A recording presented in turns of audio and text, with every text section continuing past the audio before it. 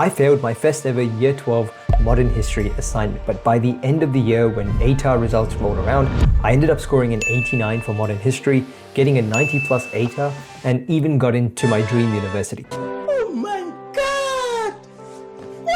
So how did I actually do it? Well, that's what this video is for, because I know a lot of you watching this are likely gearing up to those final term 4 exams and assignments, and some of you might be reflecting on the year and thinking that you've completely messed up your academics and that you can't actually make a comeback. So I will walk you through the strategy that allowed me to score high band 5s and 6s in writing heavy subjects, and finally my exact comeback study routine that only takes 2 hours every single day. So without further ado, let's get into today's video. Here are the 2 stupidly simple things I did to make the academic comeback of a lifetime.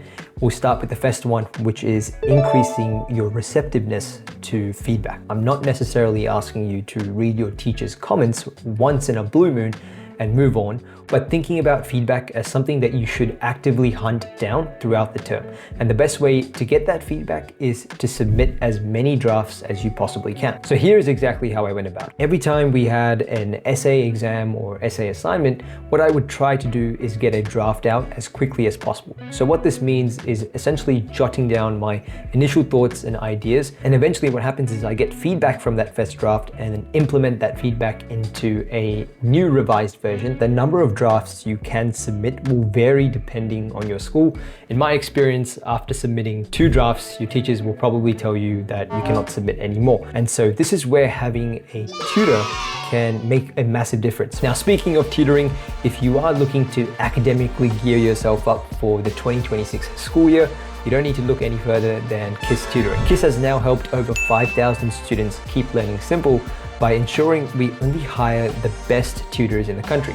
Tutors with a 97 plus ATAR. They've helped facilitate over 120,000 hours of simple learning through one-on-one or group tutoring sessions online or in person, and as a result have generated over 600 plus 5-star reviews. If you are looking to make a massive difference to your 2026 school academic year, I'd highly recommend trying a KIS free trial lesson so that you can see the difference. But anyway, let's get back into today's video. And so by the time those final assessments arrived, I was not submitting a first draft, but a 4th or 5th polished version that had been checked not only by my teacher, but also my tutor as well. When it comes to feedback, I think most students think it's something that you glance at once, feel bad about or resentful towards, and then never look at again. But if you really think about it, feedback is the ultimate cheat code for making an academic comeback. I think it's important to remember that there will be instances where you will have a draft nicely written up and ready for your teacher to provide some feedback on.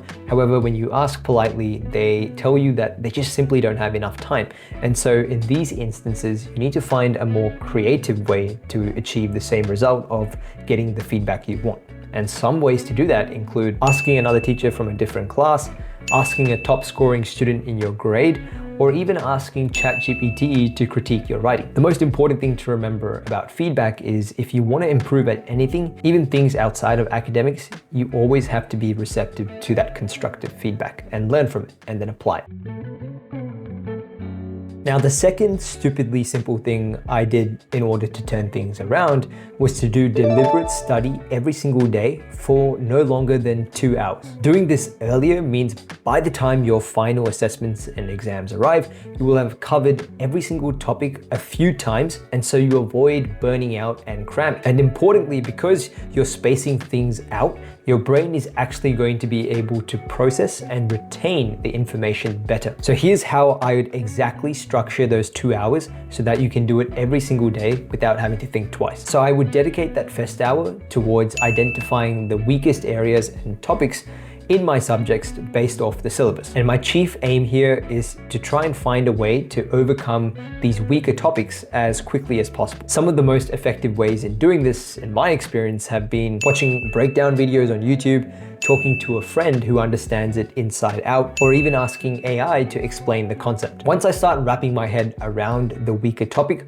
what I try to do is then actively recall the weaker area. And so what this might look like is explaining out loud to an imaginary audience in front of me, or writing bullet points on a piece of paper or on my laptop to see if what I'm writing or saying out loud actually makes sense and links back to the syllabus dot point. Now in the second hour, I would dedicate it to just application. So this means testing myself with flashcards, practicing questions, past papers, anything that gets you to actively apply the knowledge. The reason I love this study approach is because you're only committing to 2 hours of study every single day. So it doesn't feel overwhelming, and importantly, you can do it consistently because it's easy to follow. And so as long as you start early as possible, like right now, for example, after watching this video, you will find that when exam season does roll around, you will be on top of most things. So an academic comeback isn't some dramatic movie moment where you suddenly become an absolute genius. An academic comeback is really just